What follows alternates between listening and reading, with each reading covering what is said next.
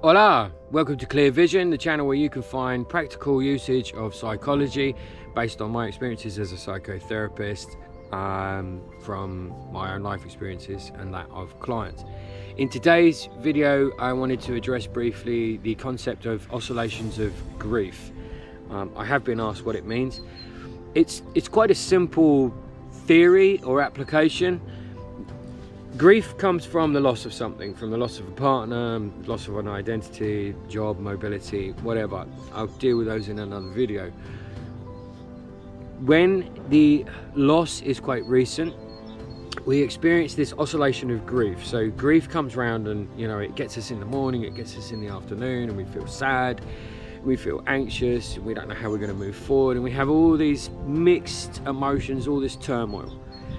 And then we're all right for a little bit, and then it comes back round again. So it's imagine you're where you are, the center of it, and the grief is oscillating around you. In the early days after experiencing a loss, the oscillations are quite rapid. They come around quite quick. As time moves on and you begin to move yourself back into the world, as you begin to heal, as you begin to learn to live with your loss, the oscillations get wider. Hence, they take longer to come round. And so you may notice, oh, wow, it took me a whole day before I thought of them, it, that, whatever, or before I felt sad. This morning I woke up and I felt all right. Then within 2 hours it came back round again, whatever. The oscillations are getting wider. And as they keep coming around, each time they come around, they have less and less impact. Or at least that's what would be deemed as a healthy progression through grief and loss, is when the oscillations begin to widen, they become less frequent, you get hit with grief less frequently, and the impact of that grief is reduced each time. Another way to look at it is each time the grief comes around, you are able to recover from the grief quicker and carry on about your normal daily routine or whatever it is you're doing with less and less disruption to the rest of the day.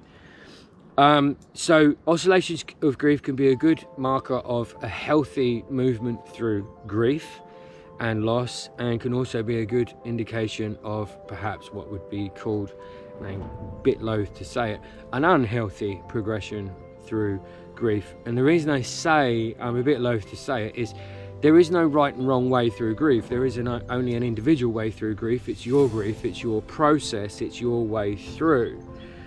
But you can use this to yourself to see if maybe after a certain amount of time, oh wow, it's not impacting me so much, it's not coming round so much, or okay, I'm still in this, and acknowledging that and maybe taking a bit more self-care. I'm still in this, I'm still feeling this is still with me because it's coming round and round, so I need to step back a bit and take care of myself.